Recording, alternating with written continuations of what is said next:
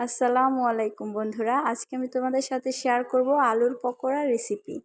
প্রথমে আমি দুটো আলু নিয়ে নিয়েছি, খোসা ছাড়িয়ে এটাকে কুচি কুচি করে নিলাম। এরপরে ধুয়ে এর ভেতরে দিয়ে দিলাম পেঁয়াজ কুচি, কাঁচামরিচ কুচি, হলুদের গুঁড়া, মরিচের গুঁড়া আর কিছুটা চাট মশলা। এরপরে স্বাদ মতো লবণ দিয়ে এটাকে মাখিয়ে নিলাম।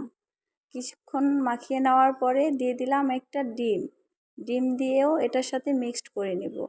এরপরে একটু একটু করে ময়দা দিয়ে এটাকে মাখিয়ে নেব। এরপরে চলে আসলাম ভাজার জন্য, চুলায় প্যান বসিয়ে দিয়ে দিলাম পরিমাণ মতো তেল। এরপরে পকোড়ার সাইজ মতো আমি দিয়ে দিব আলুগুলো। এরপরে উল্টিয়ে লাল লাল করে ভেজে নেব। মিডিয়াম আঁচে ভাজতে হবে যাতে পুড়ে না যায়। তোমরা ভিডিওটি দেখলে বুঝতে পারবে। সেমভাবে আমি সবগুলো পকোড়া ভেজে নেব। বিকেলের নাস্তায় এরকম পকোড়া কাউকে বানিয়ে খাওয়ালে বারবার খেতে চাইবে। ভিডিওটি ভালো লাগলে লাইক করে দেবেন এবং চ্যানেলটিকে সাবস্ক্রাইব করে পাশে থাকবেন।